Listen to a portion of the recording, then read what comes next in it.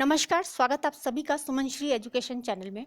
जैसा कि हमने इससे पहले जो टॉपिक थे, उत्तर भारत और दक्षिण भारत में कौन कौन से राजवंशों ने शासन किया, उसके बारे में आपको वीडियो पसंद आई, इसके लिए आप सभी का बहुत बहुत धन्यवाद।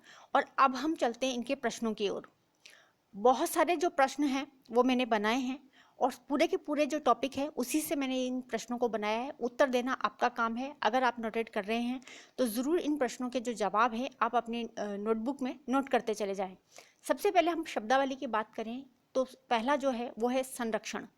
इसका अर्थ हुआ सुरक्षा। और दूसरे नंबर पर है गंगे कॉल्ट, यानी कि जो ये उपाधि थी इसका मतलब क्या होता है, किस शासक ने इस उपाधि को धारण किया था और उसका अर्थ क्या होता है। तो गंगा नदी के क्षेत्र का जो विजेता है, यानी कि गंगा नदी के क्षेत्र तक का जो क्षेत्र है, अगर उसे कोई शासक जीत लेता है और उसके बाद वो गंगे कौंड की जो उपाधि है वो धारण करता है। आपको यहाँ पर यह बताना होगा कि इस उपाधि को किस शासक ने जो है धारण किया था, किस वंश का वो शासक था। अब यहाँ से हम जो महत्वपूर्ण प्रश्न है उनको देखते हैं। सबसे जो पहला प्रश्न है वो है थानेश्वर में नए राजवंश की स्थापना किसने की। देखिए, जितने भी जो प्रश्न हैं वो पूरे के पूरे जो टॉपिक जो मैंने पढ़ाया उससे बने हैं। तो आप कोशिश करें इन प्रश्नों को आराम से आप लिखें, इनके जवाबों को आप लिखते चले जाएं। क्वेश्चन लिखने की कोई ज़रूरत नहीं है, सिर्फ आप इनके जो आंसर्स हैं वो लिखेंगे। तो सबसे पहला जो प्रश्न है वो है कि थानेश्वर में नए राजवंश की स्थापना किसने की। दूसरा जो प्रश्न है वो है कि हर्ष थानेश्वर का शासक कब बना। उसकी जो सन है वो आपको बताना है कि कौन से ईस्वी में या किस समय वो जो है हर्ष जो था वो थानेश्वर का शासक बनता है। तीसरा जो प्रश्न है वो है कि हर्ष शुरू में किन देवताओं का उपासक था और बाद में उसने कौन सा किस धर्म का वो उपासक बन गया था, उसके बारे में भी अगर आप यहीं पर नोट कर लें तो ज़्यादा अच्छा है। तो हर्ष जो था वो शुरू में किन देवताओं का उपासक था उसके बारे में, और बाद में वो किस ओर मुड़ गया था, उसका जो झुकाव था वो किस धर्म के प्रति हो गया था, उसके बारे में भी आप लिख लेना। चौथा जो प्रश्न है वो है कि कन्नौज में किस शासक ने विशाल धर्म सम्मेलन का आयोजन किया है। उसका बताना है आपको कि कन्नौज में किस शासक ने विशाल जो धर्म सम्मेलन है उसका आयोजन किया था। उस शासक का नाम आपको बताना है, कौन सी जगह पर इसने किया वो आपको हिंट के लिए मैंने जो क्वेश्चंस है उसमें दिए हुए हैं। पांचवें नंबर का जो प्रश्न है वो अच्छा प्रश्न है। अगर आपने टॉपिक को ठीक से पढ़ा है तो आपको जो इनके जो जवाब हैं वो उसी में मिल जाएंगे। चीनी यात्री है हेनसांग ने किस सम्मेलन की अध्यक्षता की थी। उस सम्मेलन का नाम बताना है कि जिसमें हेनसांग ने उस सम्मेलन में उसकी अध्यक्षता की थी। तो ऐसा कौन सा जो सम्मेलन आयोजित हुआ था, किसने किया था, उसके बारे में भी आपको लिखना है। छठे नंबर का जो प्रश्न है वो है कि हर्ष कहाँ पर प्रत्येक 5 वर्ष के बाद सभा का आयोजन करता था। उस जगह का जो नाम है वो आपको लिखना है। सातवें नंबर का जो प्रश्न है वो है इम्पोर्टेंट प्रश्न है कि मोक्ष परिषद सभा जो है वो किसे कहते हैं। किस सभा को मोक्ष परिषद जो सभा है वो कहा गया है, उसका नाम आपको यहाँ पर लिखना है। आठवें नंबर का जो प्रश्न है वो है कि सोनीपत से प्राप्त मोहर पर किसकी आकृति मिलती है। यानी कि सोनीपत जगह है जहाँ पर एक मोहर मिलती है और उस मोहर पर कौन सी जो आकृति है उस आकृति पर उस आकृति का जो नाम है वो आपको लिखना है। इसी तरह से नालंदा से प्राप्त मोहर में हर्ष को क्या कहा गया है वो आपको बताना है। अंडरलाइन मैंने कर दी है, उस जो क्वेश्चन है उसको आप इम्पोर्टेंट माने और साथ ही साथ आप उस पर स्टार भी लगाते चले जाएं। जो प्रश्न मुझे ऐसा लगता है कि ये इम्पोर्टेंट है उसके बारे में, और ऐसा लगता है कि कोई प्रश्न आपको लगता है कि बहुत ज़्यादा इम्पोर्टेंट है तो डबल स्टार आप लगाएं उस पर। इसी तरह से यहाँ पर जो नवा प्रश्न है उसके बारे में हम बात कर रहे हैं कि नालंदा से प्राप्त मोहर में अशोक को क्या कहा गया है, उसका नाम बताना है। हर्षवर्धन के द्वारा रचित रचनाओं के नाम। देखिए, हम काफ़ी बार इनकी रचनाओं पर हम बात कर चुके हैं। इनके कवर्स को जो है बुक्स के जो कवर थे उनको भी मैंने आपको दिखाया था, और हो सकता है आपको बिल्कुल करेक्ट याद हो, लेकिन फिर भी आप इनकी रचनाओं के जो नाम हैं, इनके जो 3 प्रसिद्ध जो नाटक हैं उनके जो नाम हैं वो आप लिखें। अगला जो प्रश्न है 11वां, वो है कि बाणभट्ट के द्वारा लिखी रचनाओं के नाम। यानी बाणभट्ट जो था, सबसे पहले तो बाणभट्ट ने कौन सी रचना लिखी थी, कौन सी इसकी कृति थी, उसका नाम लिखना है। साथ ही साथ यहाँ पर ये भी लिख लें कि बाणभट्ट जो था वो किसके दरबार में रहता था, आश्रय प्राप्त कवि था, उसके बारे में भी आप लिख लें तो बढ़िया रहेगा।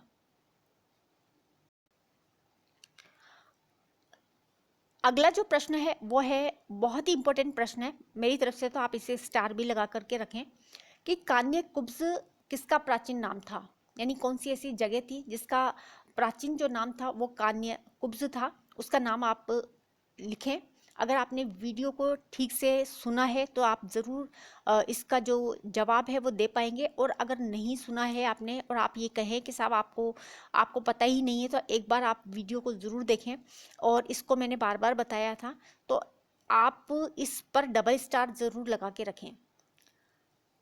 तो आपको इसका प्राचीन जो नाम है वो आपको बताना है। अब हम चलते हैं 13वें प्रश्न पर। हर्षवर्धन के पिता का नाम।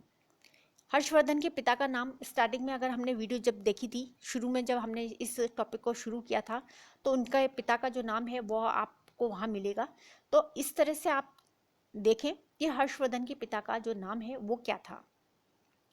अगला जो प्रश्न है वो है कि राजश्री का विवाह किस शासक के साथ हुआ था। आपको उस शासक का नाम बताना है, साथ ही साथ वो कहाँ का शासक था ये भी अगर आप लिखेंगे तो आपको आसानी रहेगी इसे याद करने में। तो राजश्री का जो विवाह है वो किस शासक के साथ हुआ था, वो कहाँ का शासक था, ये भी लिखें। अगला जो प्रश्न है 15वें नंबर का, वो है कि राज्यवर्धन किसका बड़ा भाई था। देखिए जितने भी जो प्रश्न हैं वो बनाए हैं बिल्कुल टॉपिक वाइज चलेंगे अपन, और टॉपिक के हिसाब से ही आपको जो प्रश्न है वो मिलेंगे। और इतना कोई कठिन काम नहीं है कि आपको इनके प्रश्नों के जो जवाब है वो देने में कठिनाई हो। बहुत ही अच्छी तरीके से हमने इन टॉपिकों को पढ़ा है। तो यहाँ पर राज्यवर्धन जो है वो किसका बड़ा भाई है, उस व्यक्ति का नाम लिखना है। और 16वें नंबर का जो प्रश्न है वो है कि हर्ष ने कितने वर्ष तक शासन किया। इसके बारे में बताना है कि कब से लेकर कब तक शासन किया, कितने वर्ष होते हैं, कितने वर्ष तक हर्ष ने जो है वो शासन किया था। प्रश्न फिर से वहीं पर आ गया कि कान्य कुब्ज का पहले नाम क्या था। यानी उसका पहला जो नाम था वो क्या किस नाम से कहलाता था, उसके बाद में ये बना और उसके बाद में फिर से इसका नाम परिवर्तन होता है। तो उसमें प्रश्न ये बनता है कि कान्य कुब्ज का पहले क्या नाम था, यानी कि प्राचीन नाम था लेकिन उससे भी पहले इसे किस नाम से जाना जाता था। अगर आपने वीडियो को ध्यान से सुना होगा तो ये इसका जो जवाब है वो वहाँ पर आपको मिलेगा। 18वां जो प्रश्न है वो है कि हर्ष ने साम्राज्य को कितने भागों में बांटा। इसके बारे में आपको बताना है। अगला जो प्रश्न है 19वां, वो है कि हर्ष के समय में कितने प्रकार के करों का उल्लेख मिलता है। बहुत अच्छी तरीके से डायग्राम से हमने इसे समझा था और बताया भी था कितने प्रकार के कर हैं, उन करों का क्या मतलब होता है उसके बारे में भी। अगला 20वां जो प्रश्न है वो है कि हर्ष ने किस विश्वविद्यालय के लिए 100 से ज़्यादा गांव जो हैं दान में दिए थे। यानी ऐसा कौन सा वो विश्वविद्यालय रहा है, जबकि हेनसांग अलग कहता है और सिंह जो है वो अलग कहता है। तो उनके बारे में भी अगर उनके जो कथन है उसको भी अगर आप यहाँ लिख लेंगे तो कई बार क्या होता है कि एग्जाम में पूछ लिया जाता है कि किस जो चीनी यात्री है उसने क्या कहा है। तो आप अगर इस बात को यहाँ पर लिखेंगे तो आपको ये याद रह जाएगा। और साथ ही साथ हर्ष ने किस विश्वविद्यालय के लिए 100 से ज़्यादा गांवों को दान में दिया, उसका नाम जो है वो आपको लिखना है। अगला जो प्रश्न है वो है नालंदा विश्वविद्यालय। नालंदा विश्वविद्यालय में कितने कॉलेज थे। हम कॉलेज की बात कर रहे हैं कि इसमें जो है उस समय कितने कॉलेज थे, उसके बारे में बात जो है पूछी जा रही है और बताया भी था। इसी तरह से नालंदा विश्वविद्यालय में कुल कितने पुस्तकालय थे और उनके नाम। देखिए 3 पुस्तकालय थे, उनके नाम भी हमने बताए थे और उनके नामों को आपको बताना है, साथ ही साथ इसमें कितने कॉलेज थे वो आपको बताना है। 23वें नंबर का जो प्रश्न है वो है कि हेनसांग के समय नालंदा के जो प्राचार्य हैं वो कौन थे। हेनसांग यहाँ पर जो है बौद्ध धर्मों से संबंधित जो है बुक्स थी उनका अध्ययन करने के लिए यहाँ आया। करीब जो है 1.5 साल तक ये रहा और हेनसंग जो था नालंदा विश्वविद्यालय में शिक्षा ग्रहण करने भी आया था, साथ ही साथ यहाँ पर ये पढ़ाने भी लगे थे। तो आपको यही बताना है कि जब हेनसंग इस समय जब यहाँ था, पढ़ रहा था, उस समय नालंदा के जो प्राचार्य थे वो कौन थे, उनके बारे में बताना है। बात करते हैं कि किस चीनी यात्री को यात्रियों में राजकुमार कहा जाता है। देखिए बहुत सारे जो नाम मैंने हेनसंग के बताए थे, और उन्हीं नामों में से एक जो नाम है उसके बारे में कहा गया है। तो वो हेनसंग है, इत्सिंग है, कौन है, उसके बारे में ये कहा गया है कि यात्रियों में राजकुमार है। तो उसका जो नाम है वो आपको यहाँ पर लिखना होगा। अगला जो प्रश्न है वो है कि किस ग्रंथ को, 25वां जो प्रश्न है वो है कि किस ग्रंथ को तमिल साहित्य का गौरव या फिर तमिल साहित्य का महाकाव्य कहा जाता है।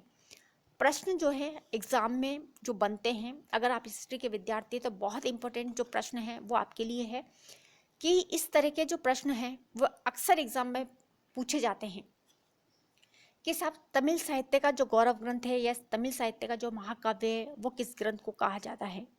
बहुत अच्छा प्रश्न है, आप इसे जरूर 2-3 स्टार तो लगाकर ही रखें। अगला जो प्रश्न है 26वां, वो है कि लेखक है कंबन, ये किस चोल शासक के दरबार में थे। इसके उस चोल शासक का जो नाम है वो आपको बताना है। देखिए यहाँ पर हिंट देने के लिए मैंने यहाँ पर चोल शासक लिखा है, लेकिन अगर चाहते तो प्रश्न इस तरह से भी बन सकता है कि लेखक या फिर ये जो कंबन है वो किसके दरबार में थे, किस शासक से ये संबंधित है, उसके बारे में भी पूछा जा सकता है। तो प्रश्न जो है 2-3 तरीके से आराम से बनते हैं, जितने तरीके से बन सकते हैं उतना मैंने बनाने की कोशिश करी है, और सारे के सारे जो प्रश्न हैं वो बनाए हैं ताकि आपको टॉपिक वाइज जो है प्रश्न आपको मिलते रहें। अगला जो प्रश्न है 27वां, वो है पल्लव शासकों के द्वारा राज्य को कितने भागों में बांटा गया, उसके बारे में बताना है। 28वां प्रश्न है कि राष्ट्रकूटों के समय कौन से विश्वविद्यालय प्रसिद्ध थे, उनका नाम जो है आपको बताना है। 29वां जो प्रश्न है वो है पल्लवों की राजधानी जो विद्या का बड़ा केंद्र था, वो आपको बताना है। तो इससे क्या होगा, देखिए जो भी प्रश्न मैंने बनाए हैं हिंट दे के बनाए, ताकि उससे संबंधित आपको वो जो चीज़ है वो उस हिंट से याद आ जाए। अब बनाना तो हम ये भी बनाना चाहें तो ये भी बन सकता है कि पल्लवों की राजधानी कौन सी थी, प्रश्न इस तरह से भी बन सकता है। लेकिन पल्लवों की राजधानी जो विद्या का बड़ा केंद्र था, अब आपको हिंट दे दिया कि पल्लवों की, इससे क्या होगा, आपको वो राजधानी का नाम भी याद रह जाएगा, वो विद्या का बड़ा केंद्र भी याद रह जाएगा। तो इस तरह से जो प्रश्न है वो बनाए गए हैं ताकि आपको एक ही जवाब में कई सारे जो प्रश्न हैं उनके जो उत्तर हैं वो आपको मिले। अगला जो प्रश्न है वो है चालुक्य वंश का प्रतापी शासक जिसने हर्षवर्धन को हराया था, उस शासक का नाम आपको यहाँ पर बताना है बहुत आराम से। और मैं धीरे धीरे इसीलिए पढ़ रही हूँ कि ताकि जो स्पीड है मेरी वो कम रहे और आप आराम से देखिए। अगर स्पीड मेरी ज़्यादा भी रहे तो आप वीडियो को आराम से रोक कर के भी इनके जो जवाब है वो लिख सकते हैं। तो यहाँ पर हर्षवर्धन के बारे में हमने काफ़ी डिटेल से पढ़ा था, और उसके बाद में आपको ये बताना है कि चालुक्य वंश का वह प्रतापी शासक जिसने कि हर्षवर्धन को हराया था, उसका जो नाम है वो आपको यहाँ पर बताना है।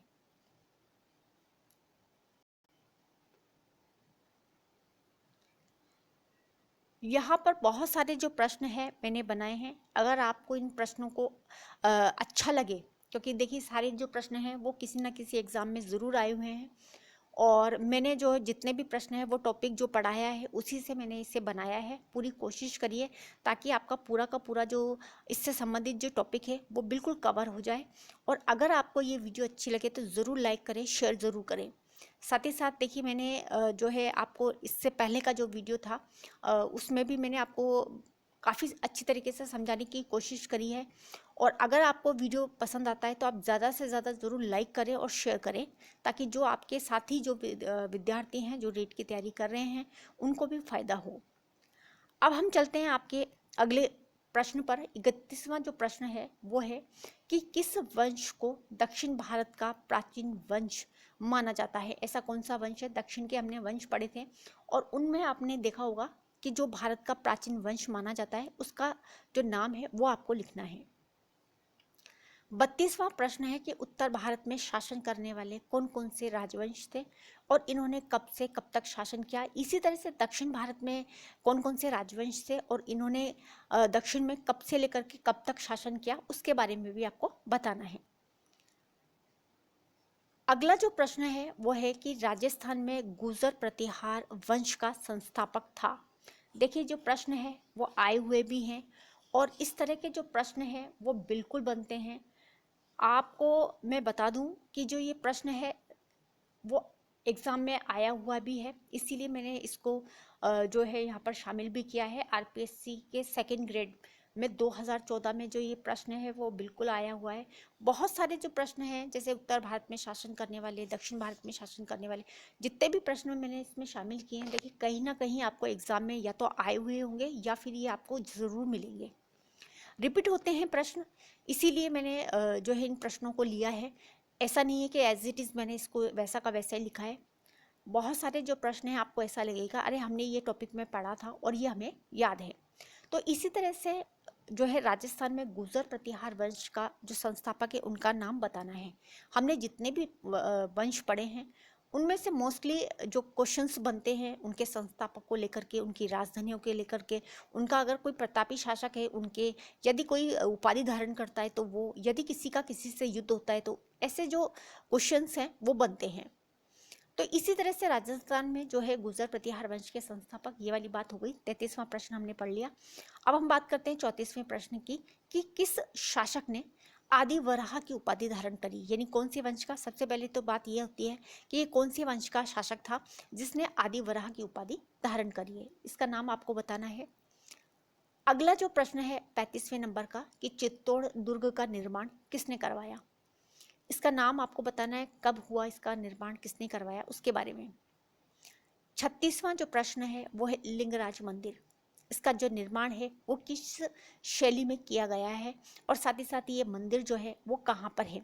देखिए बहुत डिटेल में तो नहीं, लेकिन हाँ इससे संबंधित जो जो जानकारी थोड़ी थोड़ी मैंने दी है, तो आपको ये बताना है कि जो ये प्रसिद्ध जो मंदिर हैं और ये जो हमारे सब्जेक्ट में जब आए हैं तो हमें ये याद होने चाहिए कि ये जो मंदिर है वो कहाँ पर हैं, किस शैली में बने हुए हैं, किसने बनाए थे।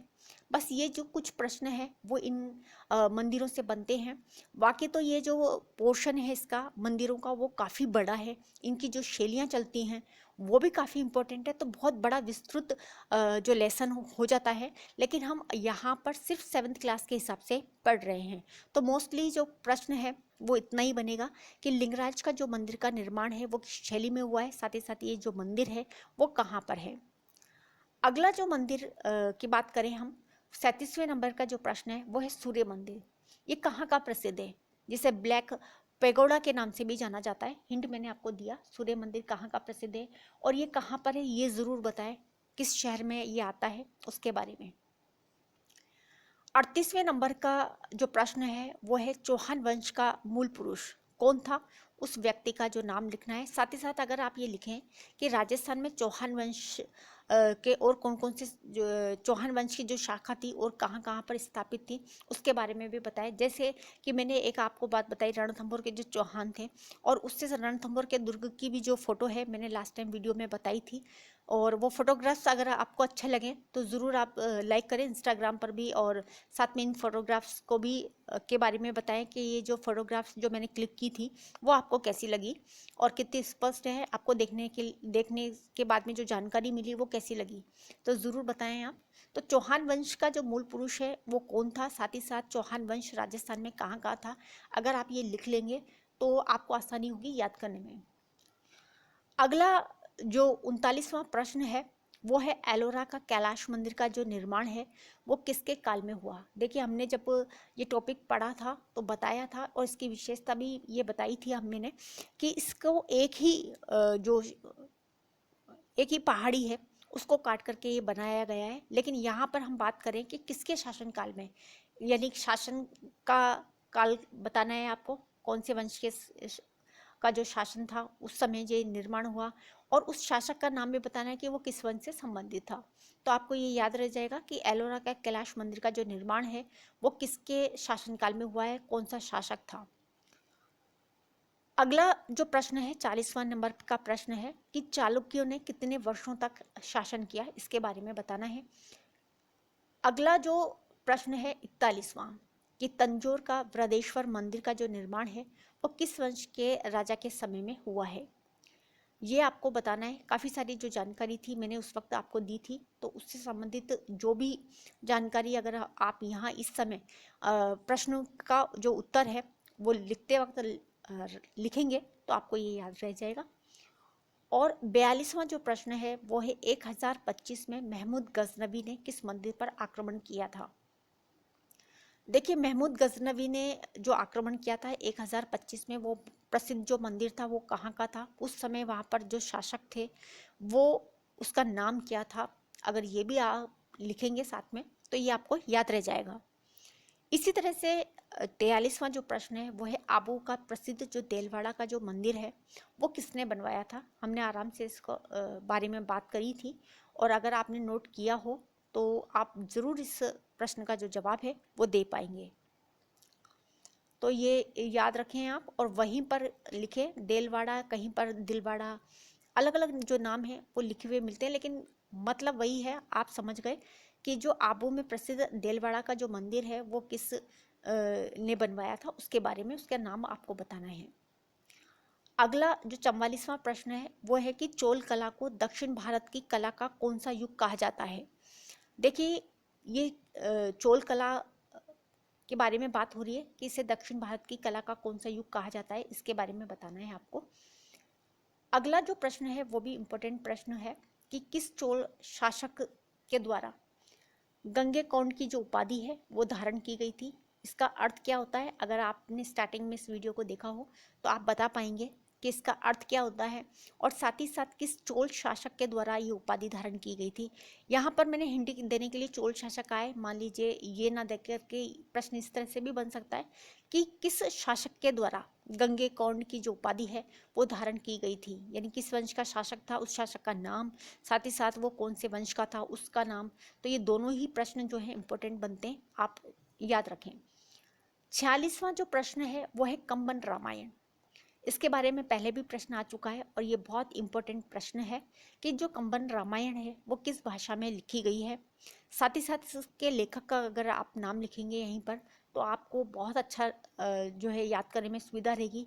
साथ ही साथ आप ये भी लिख सकते हैं कि जो कंबन जो रामायण है वो किस लेखक ने लिखी, और ये जो लेखक है वो किसके राज दरबार में रहते थे, उस लेखक और उस वंश का जो शासक है उसका भी अगर आप नाम लिखें तो एक ही जगह पर जो जानकारी है वो आपको मिलेगी। 47वें नंबर का प्रश्न चलते हैं, वो है कि गैहडवाल वंश का जो संस्थापक है वो कौन है। देखिए इम्पोर्टेंट प्रश्न है कि गैहडवाल वंश का जो संस्थापक है उसके बारे में बताना है आपको। और 48वां जो प्रश्न है वो है कि मोहम्मद गौरी और जयचंद के बीच में कौन सा युद्ध हुआ था। जब हमने पढ़ा था तो उसमें मैंने बताया था कि जो प्रसिद्ध युद्ध होते हैं, कौन सा शासक था, किसके समय में हुआ ये युद्ध था, कौन सा युद्ध था। देखिए चर्चित जो होते हैं युद्ध वही एग्जाम में अक्सर जो है बार बार रिपीट भी होते हैं, बार बार पूछे भी जाते हैं।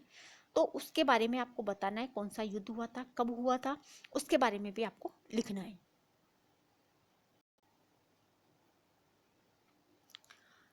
अगला जो प्रश्न है 49वें नंबर पर है कि काशी नरेश के नाम से किस वंश के शासकों को जाना जाता है। आपको उस वंश का नाम लिखना है। हमने बड़े आराम से जो है ये टॉपिक पढ़ा था, तो ऐसे कौन सा शासक या कौन सा वंश रहा है जिन्हें काशी नरेश के नाम से भी जाना जाता है। 50वें नंबर का जो प्रश्न है वो है मुहनोत नैणसी ने गुजर प्रतिहारों की कितनी शाखाओं का उल्लेख किया है।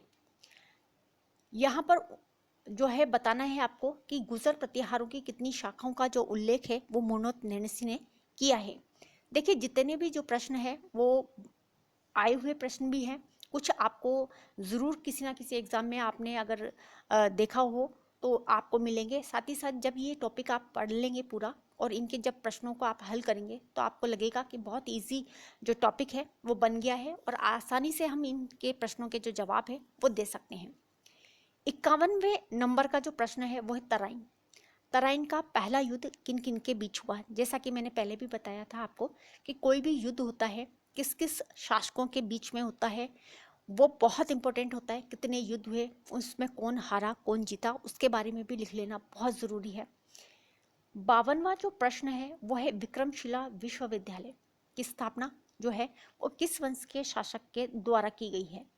इम्पोर्टेंट है। विक्रमशिला जो विश्वविद्यालय है वो जो है इसकी जो स्थापना है वो किस वंश के शासक के द्वारा की गई है। साथ ही साथ ये विक्रमशिला जो विश्वविद्यालय है यह जो है किस शाखा से संबंधित है ये भी आपको बताना है।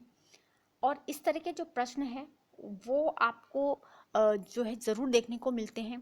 अक्सर ये पूछ लिया जाता है कि किस शाखा का प्रमुख केंद्र था, किस शाखा से संबंधित था। और यहीं पर अगर आप नालंदा के बारे में भी लिखेंगे कि नालंदा जो विश्वविद्यालय है उसका जो संबंध था वो किस प्रमुख शाखा से था, उसके बारे में भी आप लिखें यहीं पर ताकि याद रहेगा।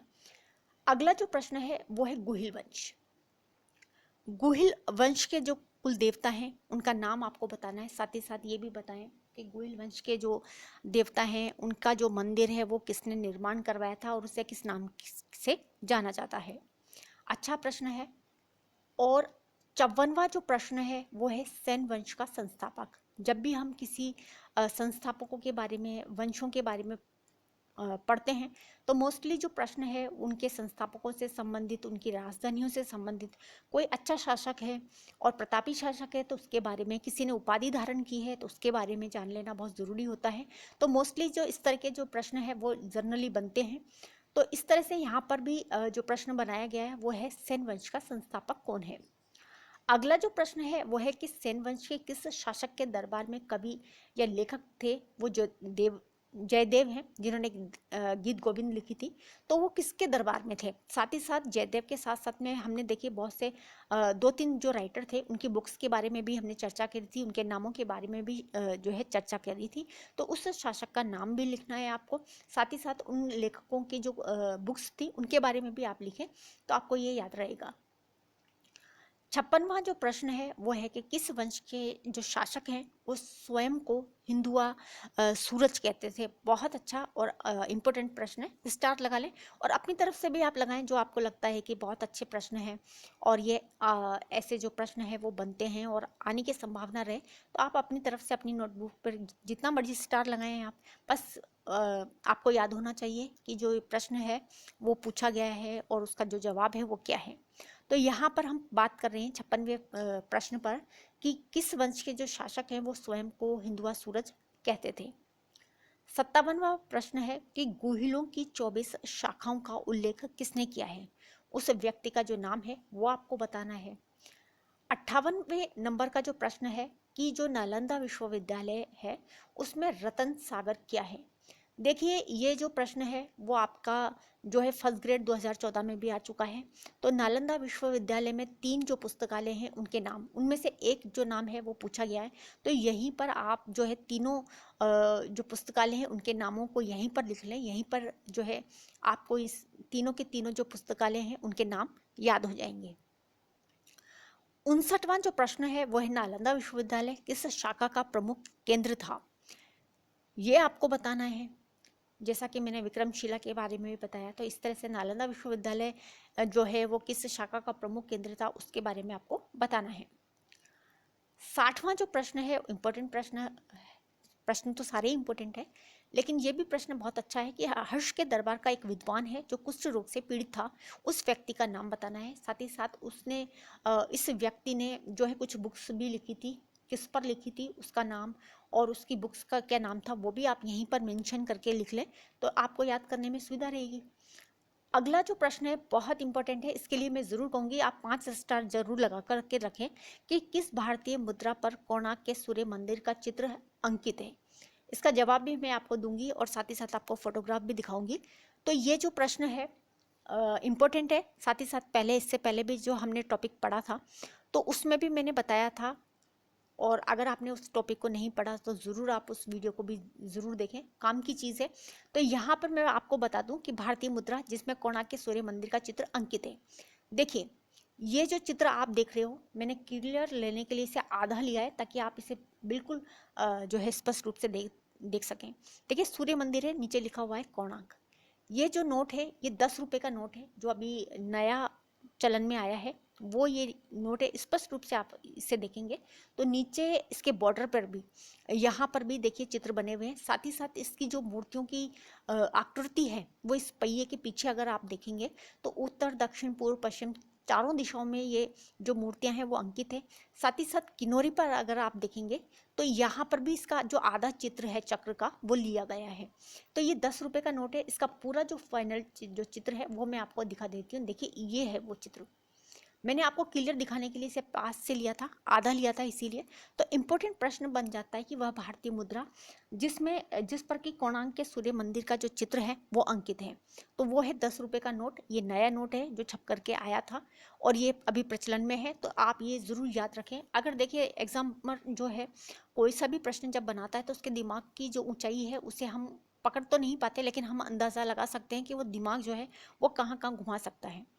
तो इस तरह से आप ये याद रखें। अगर आपको दी हुई ये जानकारी है अगर अच्छी लगे तो ज़रूर आप ज़्यादा से ज़्यादा वीडियो को लाइक करेंगे, ज़्यादा से ज़्यादा शेयर करते रहें। जो नए विद्यार्थी हैं, जो पहली बार इस चैनल पर आए हैं, वीडियो को देख रहे हैं, सब्जेक्ट्स को पढ़ रहे हैं, तो ज़रूर चैनल को सब्सक्राइब करके रखें और यह आपके लिए ज़रूर थोड़ा मदद देगी। ऐसा नहीं है, जो जितने भी जो टॉपिक हैं उससे संबंधित जो वीडियो है वो आप ज़रूर देखें, ज़रूर आपको इससे मदद मिलेगी। अगर आपको ये टॉपिक समझ में आया हो, साथ ही साथ जितने भी जो प्रश्न थे वो मैंने बनाए, आपको इस सबके जो जवाब है वो खुद ही देने हैं। और आप ज़रूर मुझे कमेंट करके बताएं कि जो ये जानकारी है मेरे द्वारा जो दी गई है इस टॉपिक से संबंधित है, उसको देखने के बाद, उसको पढ़ने के बाद आपको कितना अच्छा लगा, कितनी अच्छी जो जानकारी थी वो आपको मिली, वो ज़रूर कमेंट्स करके बताएं। और ज़्यादा से ज़्यादा वीडियो को लाइक करें, शेयर करें, चैनल को सब्सक्राइब भी करें और देखते रहें सुमन श्री एजुकेशन चैनल। वीडियो देखने के लिए आप सभी का बहुत बहुत धन्यवाद।